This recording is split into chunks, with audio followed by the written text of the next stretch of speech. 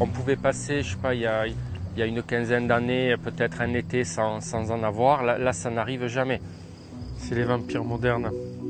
50 centiques par an, que je m'enlève, c'est le minimum, quoi.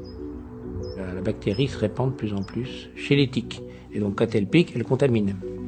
Les maux de tête, je crois que tous mes voisins ont entendu mes hurlements tellement j'avais mal. Ah ouais, c'est... Pendant 16 années, les médecins me disaient « tout ça, c'est dans votre tête ». Non monsieur, vous n'êtes pas malade, c'est psychosomatique, allez voir un psychologue ou un psychiatre. Monsieur, vous êtes fou. On leur dit ça concrètement aux malades. C'est l'épidémie mondiale la plus importante, transmise par un vecteur. La numéro 1. Il y a un coupable évidemment dans cette histoire. Et celui-ci est invisible, ou presque. Une seule petite bête porte en elle une grande menace, la tique. Cet acarien d'à peine quelques millimètres transmet une maladie dramatique et pourtant méconnue, la borréliose ou maladie de Lyme.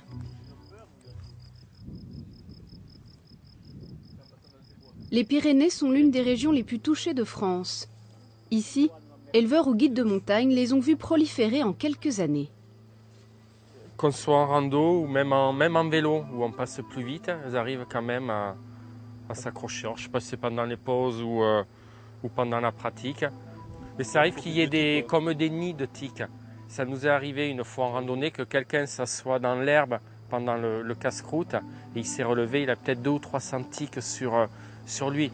Toute l'année. Même en hiver, des fois avec le chien se promenant la journée en raquette, on n'a été que sur la neige, on revient à la fin de la balade, le chien a chopé des tiques. Alors qu'on a démarré la balade sur la neige, on y est resté, donc ça a l'air d'être invulnérable. Invulnérable et camouflé.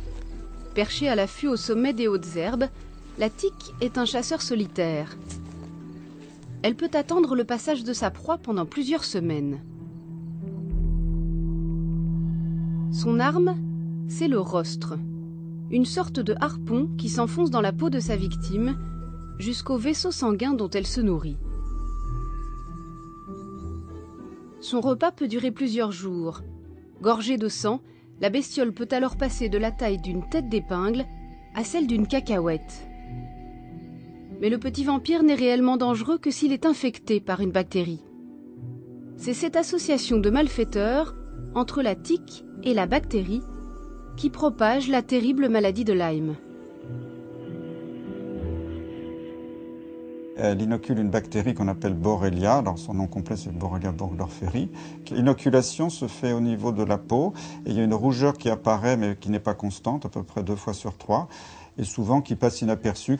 La personne, sa famille, le pharmacien ou le médecin traitant dit « oh c'est rien, c'est une petite piqûre d'insecte » et ne propose pas de traitement. Et si on ne traite pas, la maladie va évoluer à bas bruit, sous une forme qu'on appelle d'abord subaiguë, c'est-à-dire sur un délai de quelques semaines, puis chronique, c'est-à-dire un délai de quelques mois à plusieurs années. Et la maladie peut évoluer comme ça 10 ans, 20 ans, 30 ans ou toute sa vie si on n'est jamais soigné. Quelques semaines d'antibiotiques pris après la piqûre suffisent à enrayer l'infection. Mais si elle n'est pas traitée à temps, c'est l'engrenage. Cette bactérie est une petite bombe à retardement. Elle peut migrer dans le cœur, les artères, les articulations ou même le cerveau. Elle peut sommeiller en nous des années et se réveiller soudainement à la faveur d'une baisse immunitaire. C'est la terrible expérience qu'a faite Johanna Lefebvre. Depuis 7 ans, sa vie est rythmée par ses visites au professeur Perron, le patron du service des maladies infectieuses à l'hôpital de Garches. Vous n'avez pas refait des douleurs dans la poitrine, Non. c'est péricardique? Non. Je vais peut-être réécouter votre cœur parce que...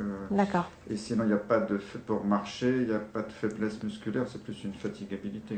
Paradoxalement, les jambes vont mieux, c'est les bras... Chez Johanna, la bactérie transmise par la tique a notamment atteint le cœur et le système nerveux central. Je suis allée ramasser du muguet avec mes enfants en mai 2006. Je me suis retrouvée avec une tique que je n'ai pas vue au début, une toute petite tique. Je l'ai vue seulement au bout de 2 jours quand elle était gorgée de sang. Et je suis allée voir mon médecin. Il m'a dit que c'était une allergie à la piqûre d'insectes et que c'était une infection saisonnière. Et comme j'avais mal à la gorge, il m'a donné des cachets, des pastilles à sucer. Là, le cas de Johanna est assez typique parce que voilà une femme qui était en pleine forme, qui était toujours dynamique, sportive, qui avait beaucoup de projets, ses enfants, son boulot. Et après une promenade dans les bois, sa vie bascule complètement. Et c'est vrai qu'au début, c'est difficile parce qu'une petite piqûre comme ça de tique, ça ne paraît pas méchant. Là, d'ailleurs, j'ai retrouvé dans le dossier, elle m'avait laissé la photo de son érythème migrant sur la cuisse. Et c'est vrai qu'au départ, le médecin avait dit « oh, c'est rien ». Et puis on voit que très vite sont apparus des signes comme une grande fatigue, des maux de tête, des douleurs articulaires, une faiblesse pour marcher. Et elle a vu au bout de 2 mois environ un des assistants du service parce qu'elle n'en pouvait plus, elle ne comprenait pas ce qui se passait. Johanna est institutrice. Sa passion, c'est d'apprendre à lire et écrire à ses élèves. Mais la maladie de Lyme a bouleversé sa vie et l'a contraint à un effort constant. Elle a perdu une grande partie de sa mémoire immédiate. Alors pour s'en sortir, elle s'est créé des rituels. Mes médicaments, je suis obligée de les poser toujours devant mes yeux, donc au milieu de la table la plupart du temps. Donc je suis obligée de mettre toujours les choses devant moi ou noter, de mettre des post-it pour ne pas oublier. Mais bon, c'est toujours très très compliqué parce que même les post-it, je les oublie ou je ne fais pas attention. J'ai des gros problèmes de concentration. Je fonctionne énormément maintenant avec le smartphone. C'est mon cerveau à 50 €. Je fonctionne avec mon téléphone pour tous les gestes de la vie quotidienne. Pour les mémoriser? Oui, je photographie à peu près tout. Mes élèves savent que je passe avec mon téléphone et tout ce qui est au tableau, tout ce qui est dans la classe, tout ce qu'ils font, je prends des photos. Et je prends des photos pour me souvenir des choses, même dans les magasins, quand je dois penser à quelque chose, je fais des photos et je note, j'ai des post-it sur le téléphone qui s'affichent tout le temps. Des noms d'élèves, parce que ça aussi j'oublie. Ce que je dois faire, je devais faire les modèles de cahiers pour mes élèves. Allez, viens Maggie. La maladie est invisible, mais la bataille constante. Les jours où Johanna n'enseigne pas, le lit est son allié. À la fois bureau, salon et lieu de vie. Rester allongée le week-end est pour elle le seul moyen d'être en forme les jours de classe. Mais avant que son mal ne soit identifié, certains médecins avaient conclu à un curieux diagnostic. J'ai pris rendez-vous avec un professeur en infectiologie qui, au bout de 3 minutes d'interview, m'a dit que j'étais atteinte de fainéantise et que c'était la maladie professionnelle des instits et que lui aussi, de temps en temps, il avait envie de rester au pieu. Depuis, Johanna a appris à identifier les symptômes de la maladie de Lyme et leurs étranges va-et-vient. Comment comprendre qu'un jour j'ai très très mal au visage et que c'est presque insupportable, mais le lendemain mon visage ne me fait plus du tout mal, mais par contre je suis tellement fatiguée que je ne peux plus bouger du lit parce que mon cœur ne va pas bien et 3 jours après je gonfle d'un seul coup du bras et que ça devient d'un seul coup une tendinite ou une inflammation à l'articulation. Donc pour l'entourage, c'est très très très très difficile à comprendre et à gérer. D'autres malades ont très longtemps vécu dans l'ignorance de leur mal. Judith Alberta n'a pas le souvenir d'avoir été piquée par une tique. Pilote de ligne puis commandant de bord, elle souffrait parfois de fatigue ponctuelle au début de sa carrière. Mais pas de quoi inquiéter une femme qui vole à 20 000 pieds. Et puis un jour, la maladie s'est réveillée. C'est beaucoup plus tard, quand je suis entrée à Air France et quand j'ai travaillé comme instructeur, que là j'ai eu vraiment des problèmes, des douleurs, surtout articulaires, au niveau du dos, au niveau des cervicales notamment, des troubles de la vision. J'ai commencé à avoir des troubles de l'élocution et ça a vraiment posé des gros problèmes dans mon travail, dans la formation. Tant et si bien que, au bout d'un certain nombre d'années, j'étais obligée d'arrêter de travailler et de quitter la compagnie, tout simplement. Je ne pouvais plus travailler. Il lui aura fallu des années avant de mettre un nom sur le mal qui la rongeait. Ballottée de spécialiste en spécialiste, jamais la maladie de Lyme ne lui a été évoquée. 37 consultations médicales en 10 mois, entre juin 2008 et avril 2009. Rien. Madame, vous n'avez rien. Vous n'avez rien. Donc je suis passée par des IRM, par des scanners, par des scintigraphies, par des cystoscopies, par de la biologie. On a cherché de tout, on ne trouvait rien. Voilà, madame, écoutez, allez voir un psychiatre. Ça a pris des proportions qu'aucun médecin n'arrivait à comprendre. Il ne comprenait pas ce qui se passait. Un brouillard total et des douleurs infernales, des brûlures dans les muscles, dans le ventre, dans les poumons, dans le front, dans les yeux, des brûlures, mais une douleur permanente qui fait que il y a eu des moments, des hivers où je me disais mais c'est pas possible, quoi. Je ne vais pas continuer comme ça, je peux pas envisager de passer encore une autre année comme ça, c'est pas possible. Cette errance médicale est l'épreuve infligée à de nombreux patients. En plus de souffrir physiquement, le malade souffre de n'être pas reconnu. C'est l'étonnant paradoxe de la maladie de Lyme. Objectivement fréquente, elle demeure méconnue des médecins et mal diagnostiquée. En partie parce qu'en France, les spécialistes de cette pathologie se comptent sur les doigts de la main. Pour trouver un médecin qui se consacre exclusivement à la maladie de Lyme, on peut se rendre aux États-Unis, dans l'État de New York. Le docteur Horowitz y a ouvert un centre médical spécialisé. Une centaine de nouveaux patients s'y précipitent chaque mois. Le médecin est l'un des rares à pouvoir diagnostiquer efficacement cette maladie aux formes si variées, car il a mis au point une méthode. De quels symptômes souffrez-vous encore?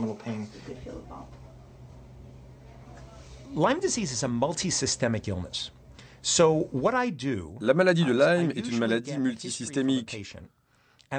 Donc ce que je fais, c'est que je récupère l'historique du patient et je lui donne un questionnaire avec 38 questions sur plein de symptômes différents. Et c'est si je vois qu'ils ont plusieurs de ces symptômes combinés que je commence à m'interroger.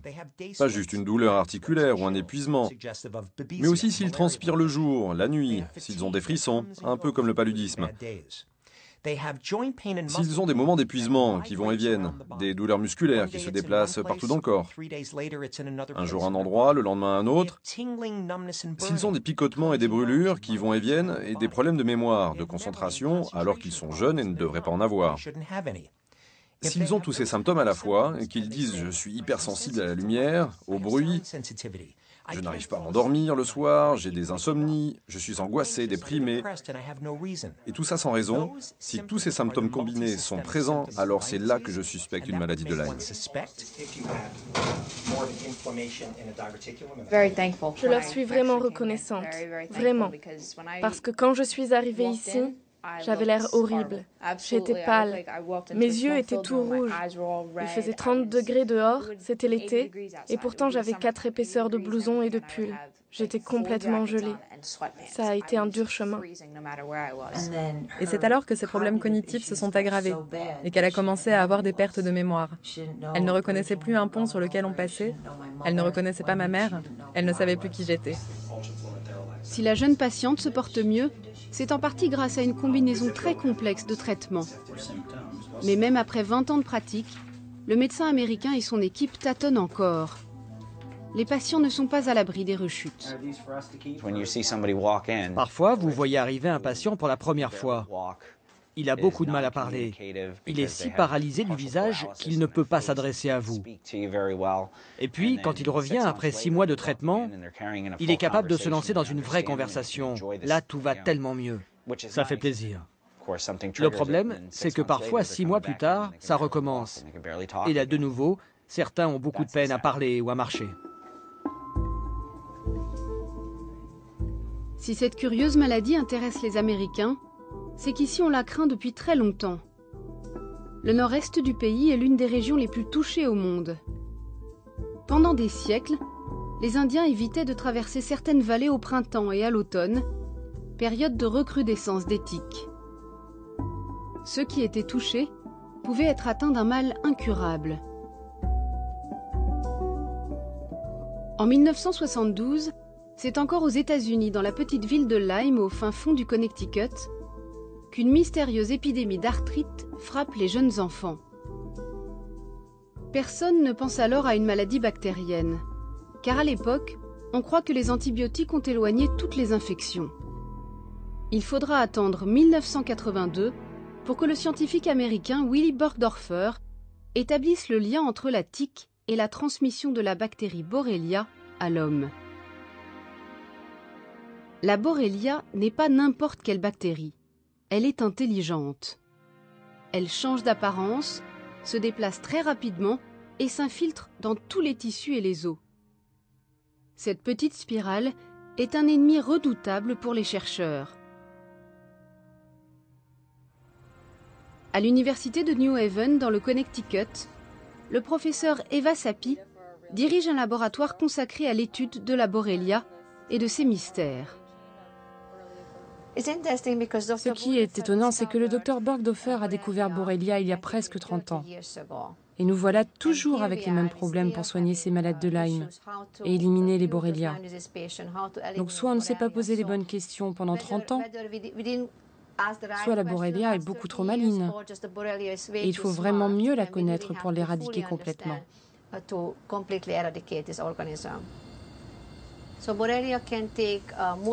La Borrelia peut prendre de multiples formes.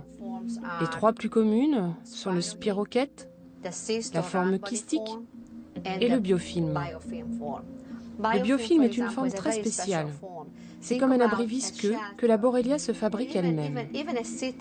Quand elle est attaquée par le système immunitaire ou par des antimicrobiens, la bactérie peut s'y cacher.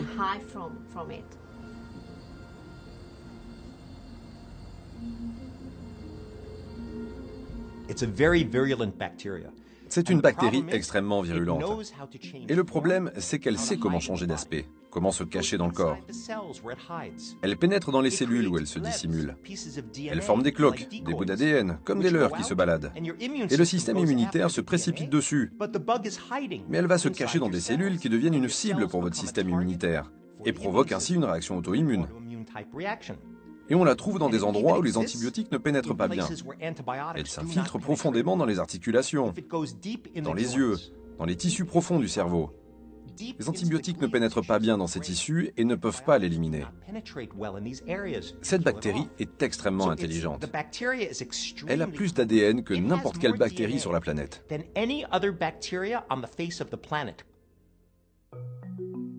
Une bactérie si intelligente qu'avec la complicité des tiques qui la véhiculent, elle poursuit impunément sa colonisation. Aux États-Unis, les chiffres publiés par les autorités de santé en 2013 sont 10 fois plus élevés qu'en 2012. Il y aurait sur le territoire plus de 300 000 nouveaux cas par an. C'est une épidémie qui se propage. J'étais en Europe, en France, en Allemagne, en Angleterre et en Belgique. Nous avons devant nous une épidémie mondiale. Il y a 2 ou 3 ans, j'étais en Chine. Ils ont un problème de Lyme. C'est donc un problème planétaire dont nous devons nous occuper. L'épidémie s'est développée à partir de 2 foyers principaux, celui des États-Unis et un second en Europe de l'Est, qui s'est étendu jusqu'en Asie. Aujourd'hui, on découvre sans cesse de nouveaux foyers et de nouvelles souches de Borrelia dans le monde. En Afrique, la borréliose est la maladie infectieuse la plus répandue après le paludisme. Une équipe de chercheurs français conduite par le Dr Trapp a mis en évidence l'importance de la maladie dans une dizaine de pays d'Afrique du Nord et de l'Ouest. Nous sommes ici au Sénégal, dans le dispensaire du village de Dielmo, au sud de Dakar. Pendant plus de 20 ans, nous avons étudié le paludisme dans cette région-là, mais parallèlement, nous sommes intéressés à toutes les autres pathologies. Et la pathologie numéro 1 après le paludisme dans le village voisin de Dielmo, c'était justement la borréliose, avec certaines années jusqu'à un quart de la population du village qui développait la maladie. Et justement, c'est presque toujours confondu avec le paludisme, souvent même confondu avec un paludisme résistant aux médicaments, alors que c'est tout à fait autre chose. Donc c'est une borréliose qui est une maladie bactérienne, mais extrêmement répandue dans toute une partie de l'Afrique. Grâce aux équipes du Dr Trapp, tout le village a pris conscience de la menace que fait peser cette maladie.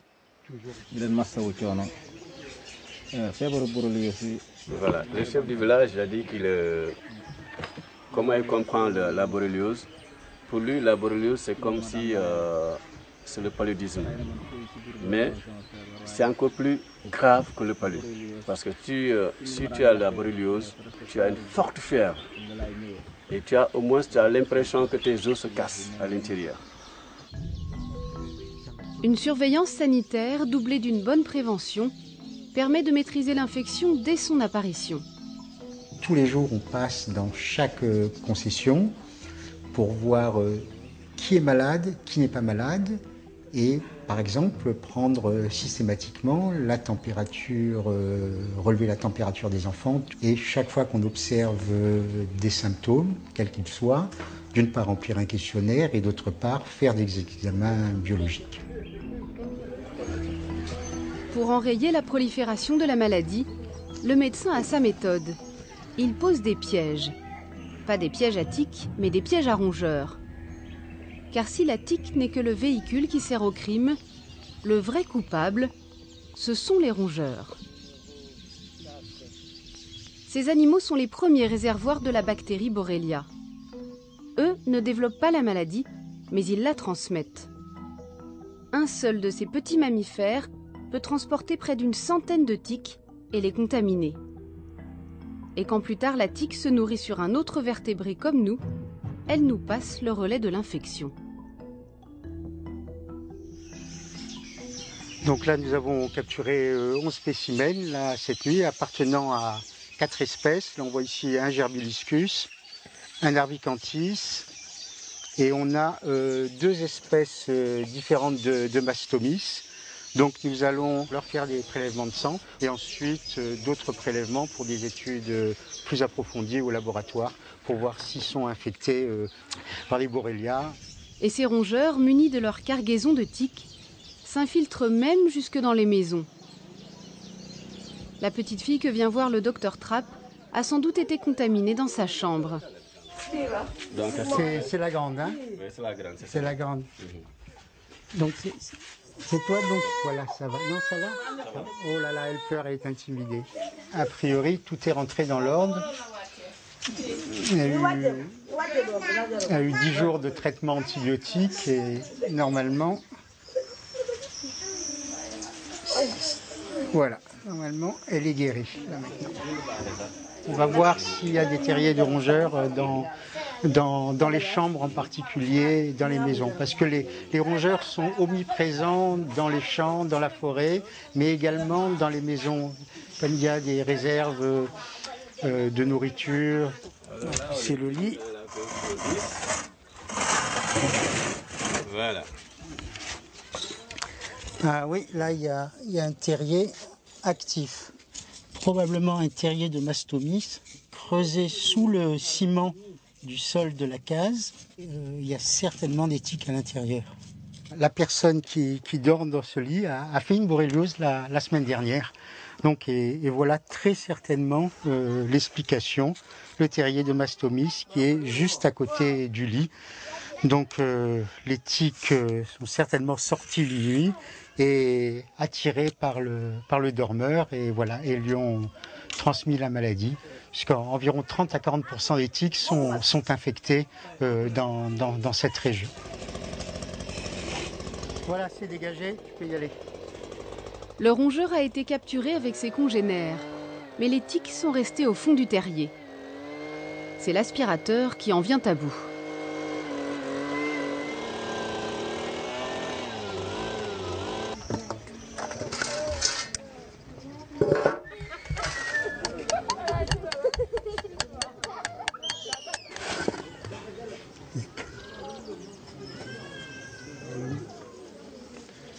Deux, trois, 4, 5, oui, là, ici. Voilà. Voilà, il y en a qui sont bien gorgés. C'est l'heure de la récolte de tiques. Elles subiront le même sort que leurs amis les rongeurs. Le docteur Trapp va tester leur degré de contamination.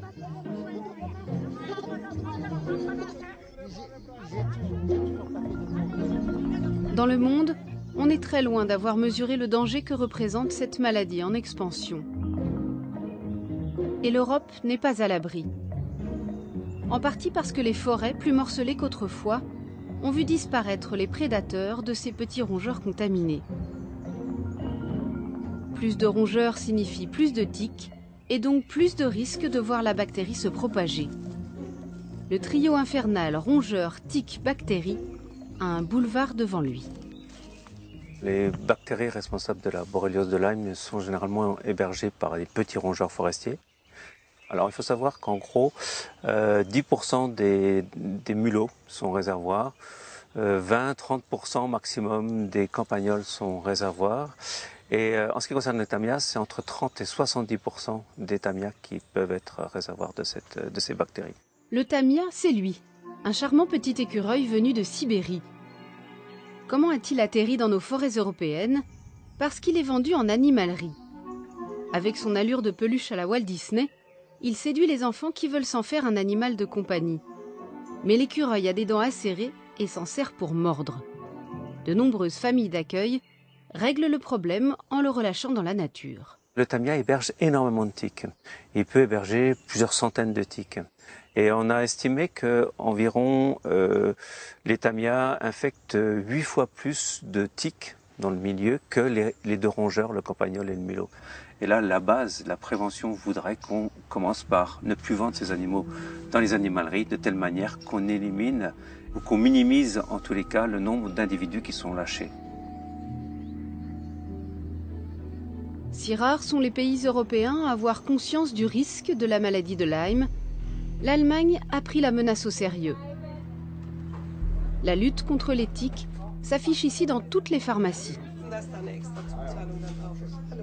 Mais oui, on sait qu'il y a un problème qu'on peut avoir de rattraper les tiques et on sait qu'on doit les enlever le plus vite qu'on le voit. Peut-être c'est déjà un peu une épidémie. Hein. On a pas mal de gens qui rattrapent les maladies à cause de ça. On est dans une région, là aussi, au bord du Rhin, aussi le Forêt-Noire, en face les Vosges. On a beaucoup de tiques qui se transmettent des maladies, surtout la borréliose ou maladie de Lyme.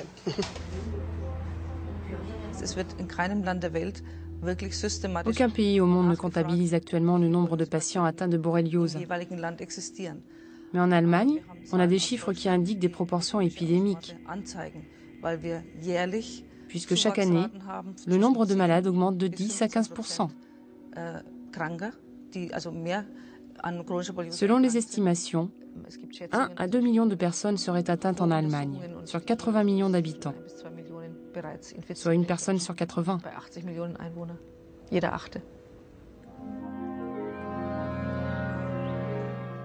De l'autre côté du Rhin, en France, officiellement, on ne parle pas d'épidémie. Au contraire, la maladie de Lyme demeure classée parmi les maladies rares. Pour ce généraliste alsacien, cette affaire relève tout bonnement du déni médical. Ce n'est pas une maladie rare, hein, parce qu'au niveau d'un cabinet médical de médecine générale, on peut trouver ça par centaines de cas. Alors donc ce n'est plus une maladie rare. Maintenant, quand on regarde un peu les chiffres allemands et les chiffres français, on peut se poser des questions. En face de nous, à quelques kilomètres, ils ont 200 fois plus que chez nous. Alors sûr que le Rhin, c'est une bonne frontière. Hein, mais, bon, elle a arrêté Tchernobyl, ça tout le monde le sait. Quoi. Hein, elle arrête aussi maintenant la maladie de Lyme. Quoi. Pourquoi donc en France ne prend-on pas la mesure de la progression de cette maladie? C'est difficile à croire, mais selon le professeur Perronne, en France, c'est le système de dépistage officiel qui est responsable de la sous-estimation du nombre de malades. Tout le problème de cette maladie, c'est qu'elle a été décrétée maladie rare il y a 30 ans. Et du coup, tous les tests sérologiques faits pour la diagnostiquer sont faits en telle sorte qu'on ne puisse jamais dépister plus de 5% de personnes séropositives dans une population donnée. C'est comme si on mettait un plafond. Il y a un plafond, exactement. C'est pour ça que d'ailleurs, quand vous faites la même personne, moi je l'ai vécu dans mes patients, avec le même test, faisait tester dans différentes villes de France quasiment le même jour ou la même semaine, il peut avoir des résultats différents. Autrement dit, des patients déclarés négatifs dans une région peuvent être positifs dans une autre. Car la sensibilité du test de dépistage diffère d'une région à l'autre. À ces interrogations s'ajoute une incertitude scientifique. La fiabilité même du test de dépistage est aujourd'hui très largement mise en cause. Ce test de dépistage n'est pas très sensible. Ça a été publié dans la littérature médicale. Il a une sensibilité de 55-56%. Ce sont des chiffres de l'université Johns Hopkins. Une sensibilité de 55%. C'est comme jouer à pile ou face. Aux États-Unis, on commence à informer les patients sur le manque d'efficacité de ce test. Mais chez nous, c'est silence radio. En général, pour la plupart des infections, on effectue un second test plus spécifique pour confirmer le résultat du premier. Mais pas pour la maladie de Lyme. On a des tests qui ne sont pas satisfaisants à 100% à l'heure actuelle. Nous, ce qu'on demande, c'est que des gens aient une autorité indéniable qui disent on a ça, on a ça, on a ça, et on est objectif. Là, c'est un sujet polémique. C'est un sujet polémique. Donc on est obligé de rester à notre petit niveau, dans nos petits laboratoires. On fait ce qui nous semble être le mieux, mais on n'a pas de juge de paix, on n'a pas de consensus vraiment pour savoir sereinement ce que l'on peut faire. C'est un consensus éclairé dont on a besoin, et pas un consensus de déni. Stratégie délibérée, manque de volonté politique ou simple immobilisme. Le moins que l'on puisse dire, c'est que les autorités sanitaires maintiennent le flou. Et la polémique scientifique ne s'arrête pas là. Sur la forme même de la maladie, le monde médical n'est pas unanime. Peut-elle devenir chronique? Est-elle évolutive? Son traitement doit-il être ponctuel ou de longue durée? Officiellement, en France, le Centre national de référence pour la maladie de Lyme recommande 3 semaines d'antibiotiques, éventuellement renouvelables une seule fois. Pour ceux qui suivent la doctrine officielle, la forme chronique de la maladie n'existerait pas. On ne peut pas aujourd'hui accepter que la maladie de Lyme soit considérée comme une maladie chronique. Il peut y avoir quelques séquelles, probablement articulaires, voire neurologiques, c'est possible, mais aux maladies chroniques, non. Autrement dit, au bout d'un certain temps, le microbe est mort et c'est fini. Par contre, le microbe a pu faire quelques dégâts et ces dégâts peuvent peut-être donner quelques séquelles. Voilà en tous les cas quelle est ma façon de voir les choses. Selon notre expert new-yorkais, en revanche, c'est l'inverse. Lui estime que le traitement ponctuel ne fonctionne pas toujours. La bataille contre la bactérie doit donc parfois se mener à très long terme. Il y a de nombreuses maladies en médecine, la lèpre par exemple, que l'on doit traiter longtemps. Donc ce n'est pas nouveau en médecine de prescrire des antibiotiques sur une longue période. Quand je donne un traitement, je ne donne pas habituellement un seul antibiotique, je les associe. Comme pour la tuberculose, si l'on comprend la biologie de la bactérie, on se doit d'associer les traitements. C'est comme ça que j'ai de bons résultats. Si la maladie est si résistante, c'est peut-être aussi que la Borrelia a des complices. C'est souvent un bataillon d'agents pathogènes que la tique transmet. Et c'est ce cocktail qui, selon certains spécialistes, serait à l'origine de la persistance des symptômes.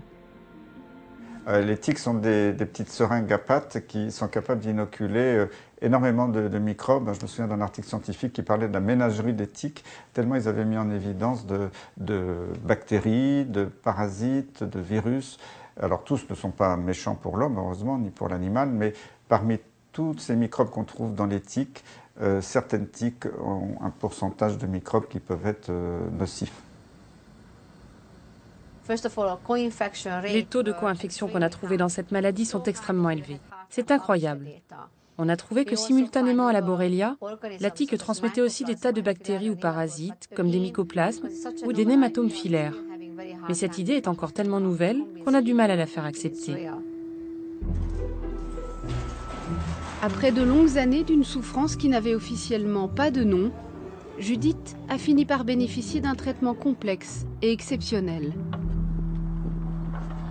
J'ai recommencé à piloter réellement en janvier 2011, après les 3-4 premiers mois de traitement qui étaient initialement un traitement alternatif, puis traitement allopathique, avec des doses d'antibiotiques extrêmement fortes, et qui m'ont permis vraiment de franchir un cap, de retrouver mon esprit, de retrouver une énergie décuplée, un état, une santé extraordinaire me permettant de repiloter.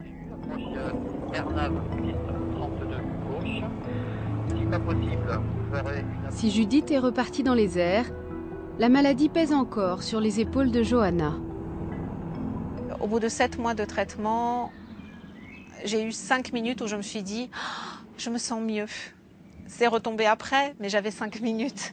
Et le lendemain, il y en avait 10, et le lendemain, il y avait 10 heures. Il y avait 1 heure, 10 heures, et petit à petit, les choses ont commencé à aller mieux. Mais les 7 premiers mois étaient juste une descente aux enfers sans fin, et tout le temps jongler avec les traitements, de savoir qu'est-ce qui décide, est-ce qu'on augmente, est-ce qu'on baisse, est-ce qu'on enlève un médicament, on en rajoute un autre. Donc c'était de la dentelle. Mais ça va bien maintenant. Mais je prends des antibiotiques toujours. Le combat de la science contre la maladie de Lyme ne fait que commencer. Dans le monde entier, des chercheurs travaillent sur de nouvelles pistes. Dépistage, vaccins, cellules souches, génie génétique, traitement par les plantes, une offensive tous azimuts contre une maladie protéiforme. Mais en France, la recherche est encore balbutiante. Alors, le problème, c'est qu'il est très difficile de conduire de la recherche, en tout cas de la recherche clinique sur la maladie de Lyme, parce qu'il n'y a pas de financement. Pour l'instant, ça n'intéresse pas l'industrie pharmaceutique parce qu'on utilise des vieux antibiotiques comme la pénicilline ou les tétracyclines qui ne valent plus rien, qui sont génériqués. Et puis, vu par l'industrie, le Lyme reste toujours une maladie rare, source de polémique, donc ils ne voient pas très bien le retour sur investissement. Donc on tourne un petit peu en rond parce que quand on dit mais il faut que vous progressiez par la science et qu'on veut le faire, on n'a pas le financement pour le faire. Je crois que c'est la priorité, ce serait d'obtenir des financements pour faire avancer la recherche. En attendant le remède miracle, Judith, la pilote de ligne, a fini par se battre avec ses propres armes. Elle a d'abord publié un livre qui raconte sa longue errance médicale. Et puis, il y a 2 ans, elle a fondé Lyme sans frontières, avec d'autres malades et des médecins. Son objectif, défendre ceux que la médecine prétend ignorer et pousser les autorités à prendre enfin conscience de l'épidémie. Allô, oui, bonjour. Et le moins que l'on puisse dire, c'est que son initiative a eu de l'écho. J'ai traité en 18 mois environ 18 000 emails et 18 000 appels téléphoniques. C'est une détresse très souvent très importante que les personnes me livrent. Nous avons la possibilité de diriger les gens donc vers des médecins qui sont compétents, des médecins qui sont formés aux nouvelles approches de traitement de la maladie de Lyme. Nous avons la possibilité bien sûr de les écouter, de les mettre en relation avec d'autres membres de l'association. Nous avons la possibilité, si besoin est, de les diriger également vers un juriste qui pourra les aider sur le plan juridique dans le cadre des nids marqués avec des situations de perte d'emploi, de licenciement. Une fois par an à Strasbourg, Lyme sans frontières organise des journées de rencontres qui permettent aux patients et aux médecins d'être informés sur les recherches en cours. Les associations de patients comme celle de Judith militent notamment pour qu'on autorise en France les traitements longue durée. Moi, quand j'ai eu mes 3 semaines d'antibiotiques à l'hôpital, je suis sortie, en fait, au bout d'une semaine, j'ai poursuivi le traitement à la maison. Mais au bout d'une semaine, quand je suis sortie, logiquement, j'ai demandé quel était le suivi. On m'a dit qu'il n'y en avait pas. Et je trouvais ça très, très étonnant. Au bout de presque 2 ans de parcours, je ne m'étonne plus de rien. Mais c'est quand même inquiétant, parce que ça veut dire que si on n'est pas bien sorti de ce traitement-là, on est un peu abandonné. Je crois malheureusement que la situation est suffisamment compliquée pour pouvoir envisager de partir loin, quitte même à se faire soigner à l'étranger. Pour avoir des avis d'experts, les associations de patients n'hésitent pas à les faire venir de loin. Notre spécialiste new-yorkais est de la partie. Il est venu dire haut et fort combien cette maladie aux 1000 symptômes nécessite une approche médicale totalement inédite. Alors les gens qui viennent, qui sont malades chez moi, ils disent « J'avais vu 20 médecins, je suis encore malade, je ne sais pas quoi faire ». Je vais vous montrer, c'est presque comme quelqu'un qui vient chez un médecin qui dit « Docteur, j'ai douleur dans mes pieds ». Et il y a 16 clous dans les pieds. Et le médecin, il tire 2 clous. Et alors le patient revient, il dit « Mais j'ai encore douleur dans mes pieds ». Et le médecin, il dit « Mais j'ai tiré des clous. Il y a quand même 14 autres clous dans les pieds ». Donc, je vais vous montrer. Les intervenants qui sont venus ont apporté, je crois, une vision, déjà une vision positive, c'est-à-dire qu'on peut peut-être pas guérir d'un Lyme, mais en tout cas vivre très bien avec un Lyme et avec des éléments probants, factuels, qui sont divergents certes de ce qui est dit de manière consensuelle en France, mais des informations qu'ils vont pouvoir exploiter. Donc déjà, on va restreindre l'entonnoir dans lequel ils voient tourbillonner toutes ces informations et avec lesquelles ils ne peuvent rien faire. Les associations aident aussi les malades à se battre légalement pour faire reconnaître leur mal. La maladie de Lyme empêche bien souvent ceux qui en souffrent d'avoir une vie professionnelle. Il faut donc tout faire pour qu'à la douleur ne s'ajoutent de grosses difficultés financières. J'étais en maladie qui a duré 3 ans et du jour au lendemain, donc j'ai vu un médecin conseil qui m'a dit que j'étais apte à 100% à travailler, qui n'a pas tenu compte de mes symptômes, malgré que je lui ai donné des analyses allemandes, des écrits français qui prouvaient bien que j'étais en déficience physique, fatigue chronique, du neurologue qui a fait un courrier. Elle m'a reçu, on va dire, 5 minutes. On va dire la politesse n'était pas là et monsieur, vous allez retravailler. Donc depuis ce jour-là, plus d'indemnité journalière. Donc je vis sans finance. Les malades se trouvent dans une situation, on va dire, d'abandon par la médecine, d'abandon par les caisses de sécurité sociale, qui tentent à dire qu'à une certaine date, à un moment donné estimé par un médecin conseil d'une caisse, ils sont aptes à reprendre une activité professionnelle, alors que ça n'est pas le cas, parce qu'ils sont affectés de cette maladie qui est chronique et invalidante. Donc on est sur des contentieux de type sécurité sociale, dans le tribunal des affaires de sécurité sociale, où on se bat pour obtenir la reconnaissance d'une situation d'invalidité, d'inaptitude à reprendre une activité professionnelle, pour obtenir le règlement d'indemnité journalière, donc d'indemnisation, qui vont permettre à ces personnes-là notamment de se soigner. Défendre ce que Lyme a frappé au hasard.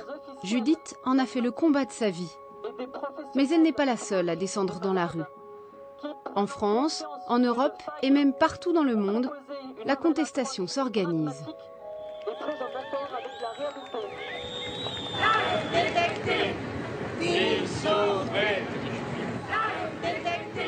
En 2013, la première journée mondiale de sensibilisation à la maladie de Lyme a rassemblé des dizaines de milliers de manifestants de Vancouver à Varsovie et de Melbourne à Oslo.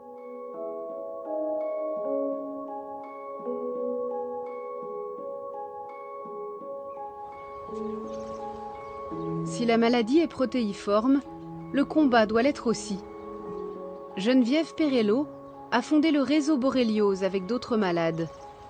Son objectif, tenter d'y voir plus clair dans le flot si contradictoire d'informations qui circulent sur la maladie de Lyme. Geneviève est atteinte d'une forme neurologique de la maladie, la neuroborréliose. Paralysie, problème d'élocution. Elle mène la lutte à sa manière, avec les forces qui lui restent. Entre eux, Les malades s'appellent les neuro-B. Nous sommes tous des neuro-B dans le réseau borréliose. Et nous ne sommes pas capables d'un travail sur la distance, d'effort sur le long terme. Enfin, le long terme, ce serait presque 1 heure. Parce qu'il faut lutter. Et c'est la raison pour laquelle on s'est dit, on va s'y prendre doucement, mais on va arriver à faire passer ce qu'on n'a pas la force de faire passer autrement. On ne peut pas taper sur la table, on ne peut pas... Des fois, on ne peut pas se bouger. Alors c'est devant son ordinateur qu'elle essaie de faire bouger les choses. En premier lieu, pour que dans les montagnes qui l'entourent, on informe enfin du danger des tiques. Sa région, les Pyrénées, est l'une des zones françaises où la maladie est la plus présente. Il n'y a pas au moins l'information pour alerter un minimum. Il n'y a pas. De la même façon que dans les pharmacies, dans les aires de loisirs, de nature, on ne trouve rien qui concerne à la fois les possibles infestations, avec des panneaux par exemple, ou les dangers que cela représente. Parce que ça gêne les hôteliers, les restaurateurs, tous ceux qui ont des activités en montagne. C'est quand même très difficile, par exemple, pour un maire devant sa commune, d'afficher un petit panneau en disant « Attention, ici, il y a des tiques ». Il va dire « Mais le boulanger ne viendra jamais s'installer parce qu'il n'en aura pas de touristes. S'ils veulent... » Bon, bref, c'est vraiment un sacré problème parce que si on ne veut pas dire et si on subit, mais jusqu'où on va aller?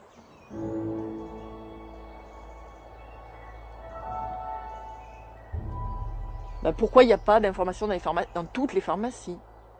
Pourquoi il n'y a pas une prévention qui descende de l'État et qui se fasse dans tout le territoire avec haut-parleurs, avec grands panneaux, dans tous les cabinets médicaux des documentations? Pourquoi il n'y a pas une formation systématique de tous les médecins sur le territoire, puisqu'on sait que des tiques, il y en a partout. Dans les forêts françaises, contrairement à beaucoup de pays dans le monde, on ne trouve aucune information sur les tiques. La charte du promeneur, les comportements interdits, les risques d'incendie sont écrits noir sur blanc. Mais rien n'est dit sur le petit acarien porteur de bactéries. L'un des seuls panneaux de prévention de l'Hexagone, le voici, dans la forêt de Sénart, près de Paris. C'est Johanna qui l'a fait poser, avec le soutien du maire de sa commune. Si j'avais eu cette plaquette avant d'être malade, aujourd'hui je ne serais pas malade parce que je ne savais pas que ça existait. Quand j'étais piquée par la tique, je n'ai jamais entendu parler de la maladie de Lyme, je ne savais pas que ça existait.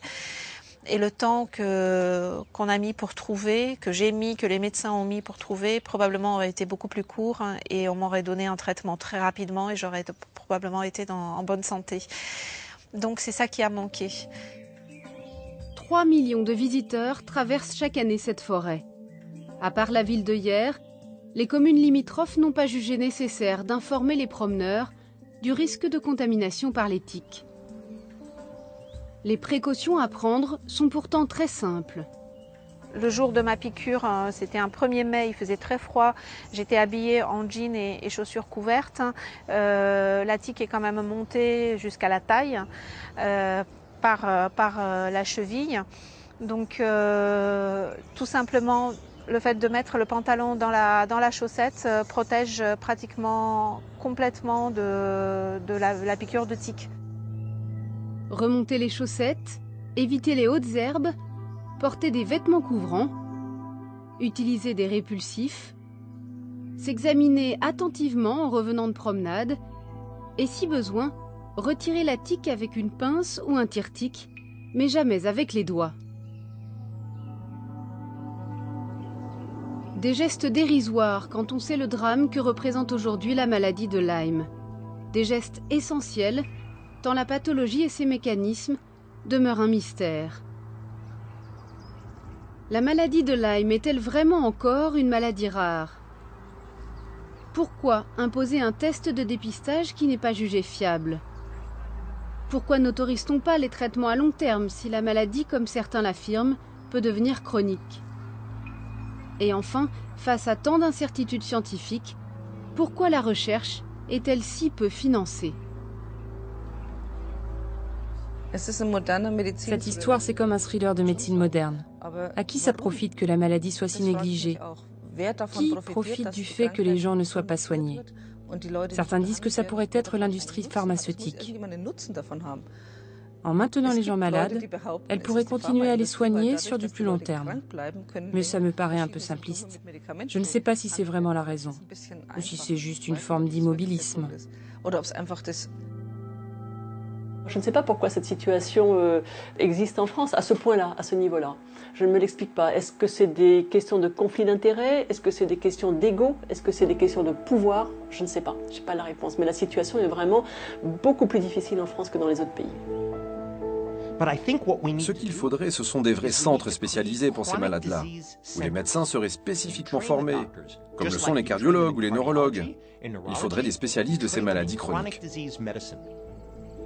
La recherche n'en est encore qu'à ses débuts, mais la menace de la maladie de Lyme se fait désormais pressante. C'est donc une course à laquelle la science et les autorités sanitaires sont confrontées. Une course que l'on peut gagner si tout le monde s'accorde enfin à reconnaître le danger.